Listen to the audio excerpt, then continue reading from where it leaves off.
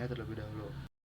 Pemirsa, Kabupaten Aceh Tamiang Aceh tampak luluh lantak usai diterjang banjir bandang beberapa waktu lalu. Ratusan kendaraan dan rumah warga tampak hancur. Pantauan udara kondisi terkini Kota Kuala Simpang, Kabupaten Aceh Tamiang Aceh terlihat masih banyak puing-puing sisa terjangan banjir bandang yang terjadi pada 25 November lalu. Sejumlah bangkai kendaraan tampak tergeletak usai tersapu arus deras banjir bandang. Sebanyak 12 kecamatan di Kabupaten Aceh Tamiang terdampak hebat, termasuk juga akses jalan lintas Sumatera yang hingga kini masih belum sepenuhnya dapat dilalui kendaraan. Sepanjang jalur lintas, tersisa bangunan-bangunan rumah warga yang rusak, tampak pula puing-puing kayu gelondongan yang terbawa arus banjir bandang. Warga Aceh Tamiang yang terdampak banjir sangat memerlukan bantuan air bersih dan makanan. Diketahui pula sebagian daerah masih padam listrik. Bisa kita lihat dari berita tadi teman-teman, bahwa banjir dan longsor itu cukup berdampak banyak ya pada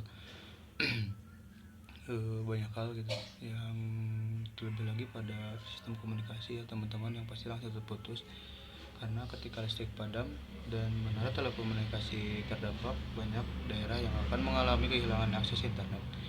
Dalam kondisi seperti ini, masyarakat pasti akan sulit menghubungi keluarganya ataupun meminta bantuan kepada tim penyelamat, itu akan sangat-sangat sulit.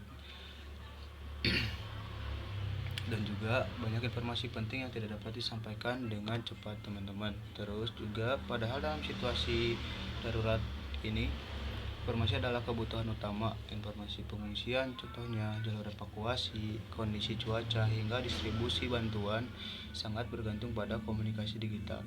Tanpa internet dan jaringan komunikasi, proses penanganan bencana jadi jauh lebih lambat dan tidak terkoordinasi.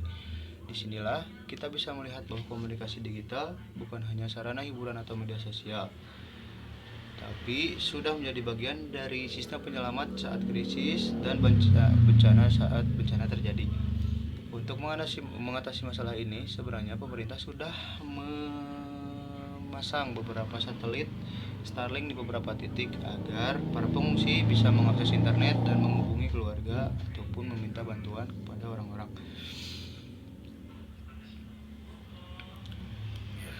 Teknologi digital berperan sebagai penghubung antara wilayah yang terdampak dan pihak luar. Melalui jaringan tersebut, bantuan logistik dapat disalurkan lebih tepat sasaran dan lebih cepat. Selain itu, media sosial juga menjadi alat komunikasi krisis yang sangat penting. Banyak informasi resmi dari instansi pemerintah yang disebarkan lewat platform media sosial seperti TikTok, Instagram, Twitter, mungkin Facebook, dan masih banyak lainnya. Dalam hitungan menit, update kondisi bencana dapat diketahui masyarakat luas karena media sosial itu jaringannya luas teman-teman. Makanya ketika kita mempost sesuatu tentang bencana, pasti menyebarnya luas, otomatis akan lebih mudah gitu orang mengetahui itu, dan juga akan lebih mudah orang bakal memberi bantuan kepada kita. Namun di balik manfaat tersebut juga, komunikasi digital juga membawa tantangan besar teman-teman. Saat bencana terjadi, tidak sedikit beredar informasi palsu, banyak berita hoak lah teman-teman ya.